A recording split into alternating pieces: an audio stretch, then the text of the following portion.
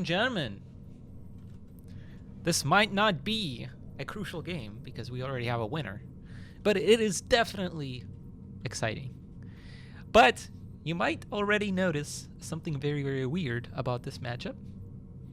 If you do, I'll give you a second while Spiff introduces the first player, but shout it out in the comments what's weird about it. All right, Spiff, take it away.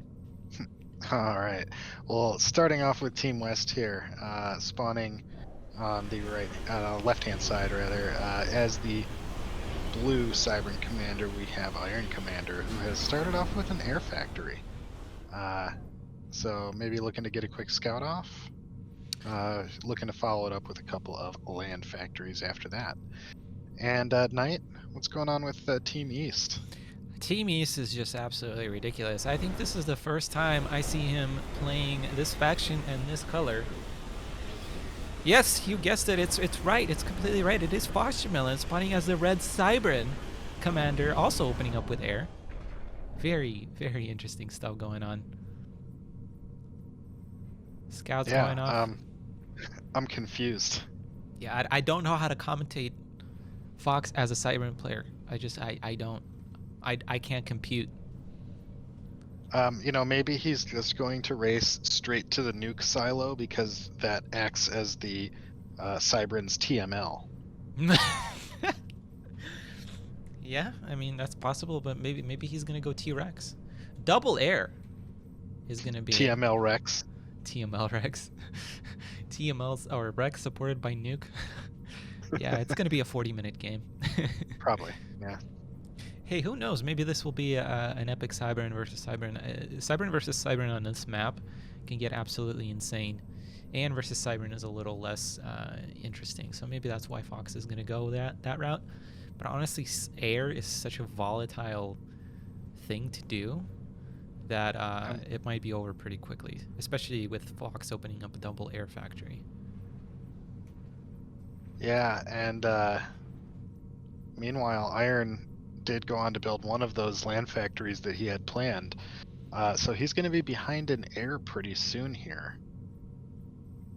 Yeah, that could be a factor, and we do know that Iron doesn't really like to build adapters.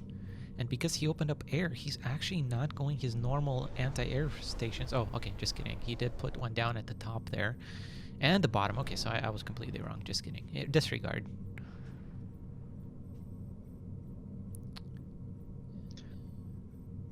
I mean, I wonder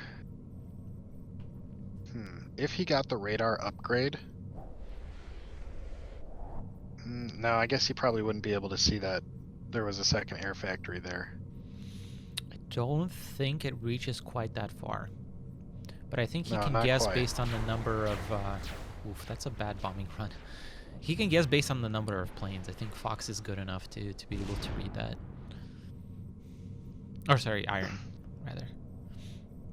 A lot of anti-air coming up. I think he knows, yeah. All right, bomb run on the Commander. Here we go. Snipe. Black got a lot done.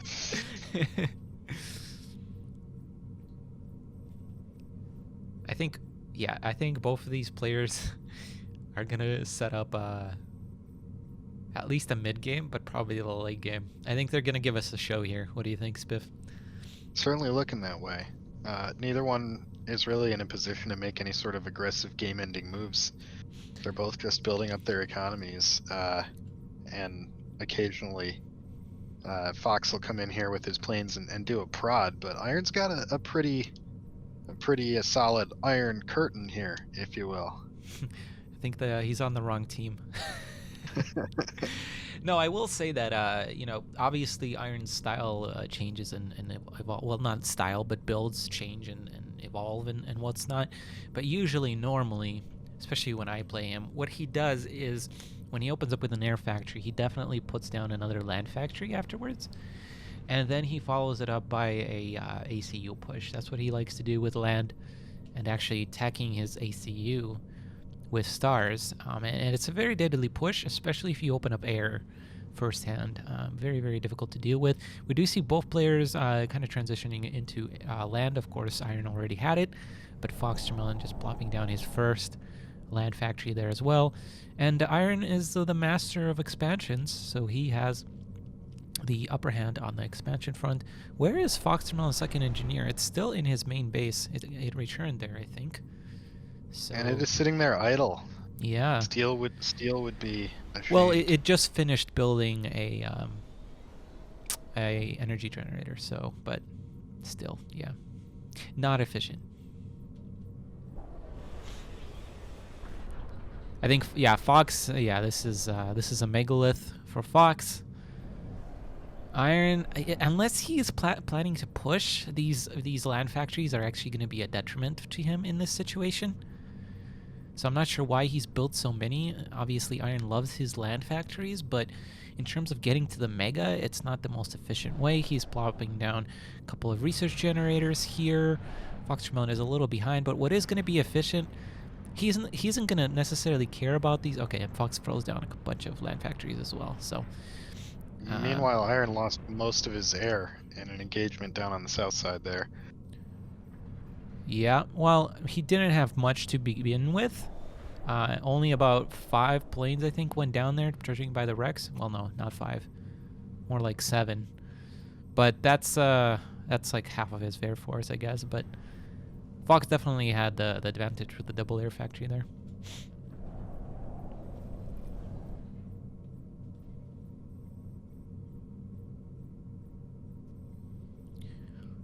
Yeah, I mean, Iron's choice here is weird. I'm not sure what he is planning to do. I mean, I think it's gonna be Megalith, but I don't know. Either player, like, throwing down so many land factories, I don't know. I guess maybe just to be safe in case the other one does go all in. I do kind of feel like Iron's factories, the way he placed them and used the shields, they feel very defensive to me. And I think that the thinking was simply to place them down to cover his expansions, less, or more so than to actually produce a lot of land. There's that megalith coming down for FoxTermelon, and Iron just scouts right on top of it. I don't know if he timed that, but yeah, definitely gets eyes on that. And now he's just going to harass. PD going up, so I don't think this middle push is going to do a whole lot. Fox could do a little better splitting fire there, but nicely done. Nice. He's actually covering these harasses very, very well. Something that he doesn't really have to deal with as Aeon, I would say. Well, I guess he still does, but I don't know. I just don't see Iron harassing when Fox plays Aeon that much. I don't know, maybe Fox just does a really good job defending it like he is doing it here. But Iron is now harassing on the bottom. He's going to lose, FoxTermelon is going to lose a few mass extractors here. And a radar in the center, as well as another mass extractor. Really needs to split fire. Come on, Fox. Why are all your units firing on the same target? Come on now. I always brag about how your air micro is just ridiculous, but there it's not really super efficient. Double, triple land gantry going down. That's insane. Meanwhile, Fox loses an entire army on the left-hand side and gets nothing done for it. No kills. Yeah, that megalith is gonna come out though. Maybe a bot or two. Yeah, he's gonna have a megalith here to defend that counter push, but yeah, definitely losing that is not ideal. And Fox really needs to expand because he is going to lose the Megalith War, or the Experimental War rather, if it gets there, to Iron if he doesn't get more mass and more resources.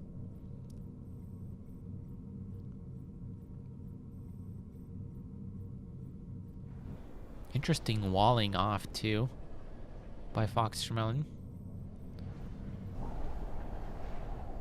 At least rebuild that mass extractor there in the front. Oh, what is... No! What is that engagement? I would say bad. Yeah, it's not ideal. I used to think after the...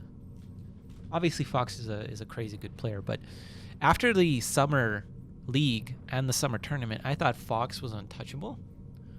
Like, he played so solid But now there's a little, uncertainty. I don't know what, but he's much less consistent. And I mean, obviously we had great players joining like Iron and Unknown back up, but still, like, I feel like Fox has been just a little. He hasn't been what he was in the last summer. I will say that he's still a ridiculously good player.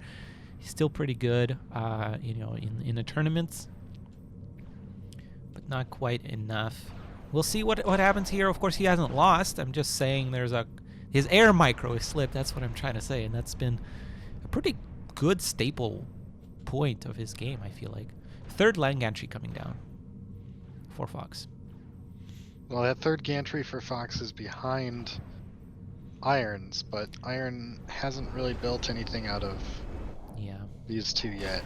And Fox somehow is producing out of both of them. I think that's the factory advantage there, but I don't know. Or sorry, the fact that he didn't build as many land factories as Iron, but Iron only has like one more, so I don't know. Weird stuff. Oh, I know what it is. It's the research stations. Fox hasn't built any research stations. That's actually pretty big. Yeah. Because the Cicada is what's going to end this game now. And it's going to be so much quicker for Iron. Especially with this decent-ish engage. Although 2 megaliths is hard to deal with. But now comes the air. Yeah, he is going to target down that megalith, going to put it down to quarter health. So these megaliths do have a chance here. Unfortunately, he's going to lose a lot of his air for that. And if that megalith doesn't go down here in a couple of seconds, it's going to be pretty big deal. Oh my goodness, Fox losing his whole air force there, by the looks of it. Especially with that anti-air tower defending it.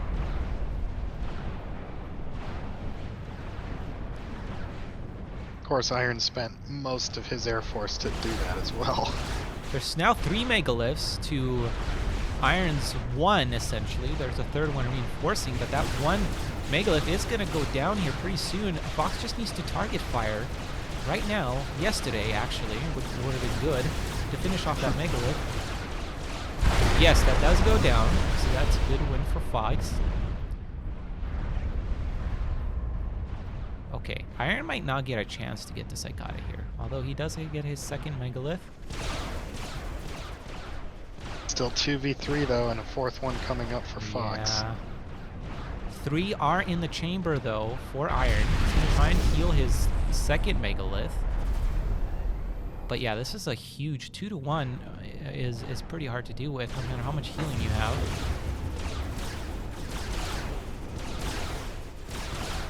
Man, I thought Iron had a solid position here, but I guess not. Yeah. Well, you know, one of the most important resources in Supreme Commander 2 is time, and Iron ran out of it before controls K's everywhere. Before he was able to actually get enough megas out to defend, and now he calls PP. Wow, interesting game. I definitely don't think either one of these players were like being their most efficient selves, but wow, that's a 5-2 victory for Team East there. You know, I don't want to say anything. We don't have to sound so smug about it. Yeah, I mean, you know, no big deal. But, you know, East is better. Nevertheless, guys, it's been truly fun watching these games. I think it was very, very close until that Arctic Refuge game. It was very insane and very well done. I mean, looking back, we've just had really, really good games, really interesting games, and I really enjoyed this. And let me know what you thought about this tournament. If you have any ideas for future things like this, I do have a couple of ideas myself. We might even do a version 2 of this. So North versus South. North versus South. I don't know how that would work, but yeah, I guess. Well, you figured it out for this one, East versus West. Just figure it out. I don't know. Yeah, but it's much harder to split. Like, who's in the South? The South is just gonna get obliterated by the North because they have so many good players. If Litero was still here, maybe, but still, that's ridiculous. Anyway, check out the OSS Discord for signups for the SCS. I'm going to do all the plugs as usual. Check out that to sign up for the Winter 2v2 tournament as well as the March 1v1 qualifier. And if you're watching this way in the future, there's probably going to be another game somewhere, or another tournament or event that you can sign up for. So go ahead and join the Discord and you can be updated about that. And as far as this tournament, I really want to thank JWix and Alpha Hex for being the team captains for this event. They did an awesome job to help me, talk to the players and communicate with them. So it's been very, very helpful.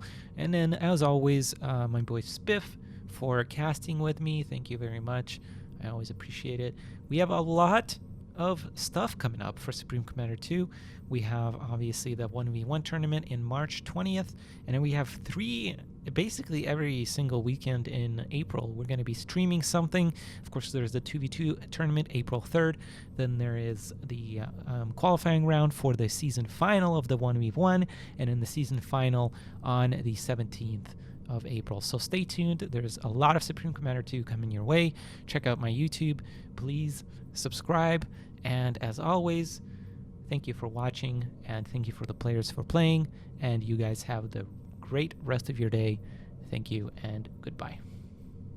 If you're still watching, give a thumbs up to this video. If you liked the video, leave a comment. If you loved the video, please subscribe, and if you are blown away by it, check out my Patreon page. This has been Nite. Take care, and peace out.